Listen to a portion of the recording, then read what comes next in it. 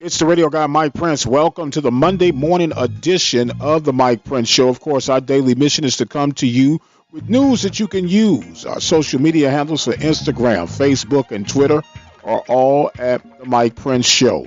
The YouTube channel is Open Mic Broadcast Network. Our website, obnradio.com. We also have a 24-hour dial-in message line, 713-570-6736. And without any further delay, we'll jump right into today's episode. Well, last night, we had Dr. Charles McClellan. Great interview on last night. A great movement on last night in regards to the state of Mississippi. It has been voted upon to remove the Confederate flag within the next 15 days. And in November, the people will vote on a new flag design for the state of Mississippi. And with that shall begin the new era of Mississippi. But you know the old saying, old habits die hard. A lot of people were tied to that Confederate flag, going to the point of saying it is part of the American history, which I do agree totally that it is. But at some point, you have to move forward, and things must start improving on somebody's watch. And this just happens to be the watch that the Confederate flag, as we once upon a time knew it, shall be no more. Now is the time, if you really want to talk about what's going on in the country, including sports. We said some time ago, with what happened under George Floyd, America is going to change, and now black folks can stand up and tell the truth. You have out there across the country where white people are joining in with black folks at this point in time. Black folks are not saying anything now that they haven't said and tried to do over the 401 years that we have been here. We said before today that what happened is going to change sports. In Mississippi, the other day, they stood behind the speaker of guns named Philip Gunn. All the coaches in Mississippi, black coaches and white coaches, said we need to change the flag because it's hurting Mississippi. So it's really, what they're really saying, to be honest about it, if we're going to tell the truth, is that the reason they wanted to change the flag a lot is because Mississippi State, Ole Miss, will not be able to compete with Florida, Alabama, LSU, because that black athlete is saying, I don't want to go to Ole Miss. I don't want to go to Mississippi State. Now, if they really want to make amends here in Mississippi, let's look at the head coach's salaries at these schools. It's Ole Miss, Mississippi State, probably around $4 million. Let's go all the way down and look at Dallas State. What's the football coaches? What, $70,000, $75,000? You're going to tell me that these coaches, if you're talking the truth and want to be fair, are these coaches that much better than as a coach, than Coach Dancy, Coach McNair? The answer is obviously no. So if you really want to fix that, instead of expecting Dallas State, whereas this state is down with Dallas State neck for since he's been here, then let's go back and adjust these coaches' salary. If Dallas State can't do it, then why can't the state pitch in and help out? If they really want to talk about what's going on, either you want to talk about it or you don't want to talk about it. It can be fixed if you really want to do it. I personally have never experienced life living under the laws of Mississippi. I visited there on several occasions, but I've never had to live under those circumstances. And it is truly, truly liberating and eye-opening. I never really truly understood the impact that this flag actually had on people. Totally amazing. But as I tweeted on yesterday, let's not make this movement simply a moment. There are still things that need to be correct, addressed, and eventually worked out. Mississippi is not the only state that has challenges and issues.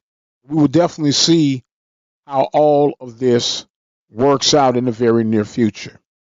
Want answers? I think I'm entitled. You want answers? I want the truth! You can't handle the truth! I have a greater responsibility than you can possibly fathom. You don't want the truth because deep down in places you don't talk about at parties, you want me on that wall. You need me on that wall. Join us for a daily episode of the Mike Prince Show right here at the Open Mic Broadcast Network. Our conversation with Dr. Charles McClellan, we heard the breakdown of why FAMU, why Bethune-Cookman, what they could bring and should bring to the table for the Southwestern Athletic Conference. Meanwhile, we talked about the impact that this would have on the Mid-Eastern Athletic Conference. Dr. Thomas, who leads the way for the MEAC, very strong leader, capable leader. But even with all the attributes, you've got to really have some concerns on just exactly how will the MEAC recover from this one. Delaware State has been the latest institution, at least publicly, to kick the tires on exploring a possible new home.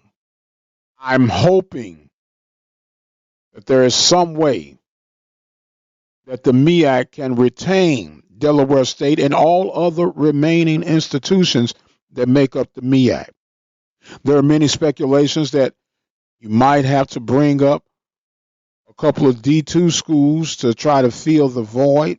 But in all fairness, if you are a D2 program, with all the financial uncertainties that lie ahead, would you really want to embrace the financial obligations that would come from stepping up to D1? I don't think so. If you're the MEAC, do you consider possibly inviting PWI institutions to become part of your conference? And if that be the case, would that have an impact on the Celebration Bowl as we know it? What the hell is going on between the sheets in my home? There are a lot of uncertainties that are floating in the world of collegiate athletics. Meanwhile, the huge elephant in the room that no one seems to want to address is, will there be 2020 fall sports? And if I were to cast my vote today, I would have to say absolutely not. Prairie View A&M University have shut down their campuses until August 1st. Other campuses throughout the nation are soon to follow. Texas and Florida have exploded with the latest reports of the COVID virus. It is a totally out of control situation right now. And it is best to take cover, regroup, and see you in 2021. I hate to be the bearer of bad news, but when the NFL starts shutting things down, you know we have a problem. Major League Baseball is saying that they're going to have a 60-game season. The NBA talking about resurrecting their season. I'll believe it when I see it. But if anyone can pull it off, will be professional ranks and possibly Power 5 institutions. But everyone else, in the infamous words of Mr. Keith Jackson, Whoa Nellie. I just don't see it logically being the case. But I've been wrong before. We're working on some interviews for this week. We got a lot of work to do. But it's a labor of love that we embrace and willingly say, bring it on. I am going to exit stage left for right now. My time is far spent.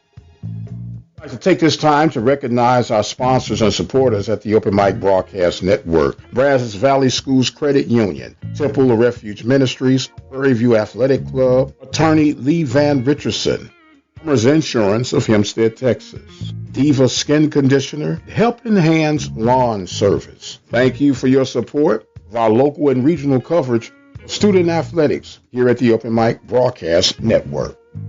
Don't forget our 24-hour message line, 713-570-6736. Our on-demand listening center, 720-721-1558. I've got to go. My time is far spent.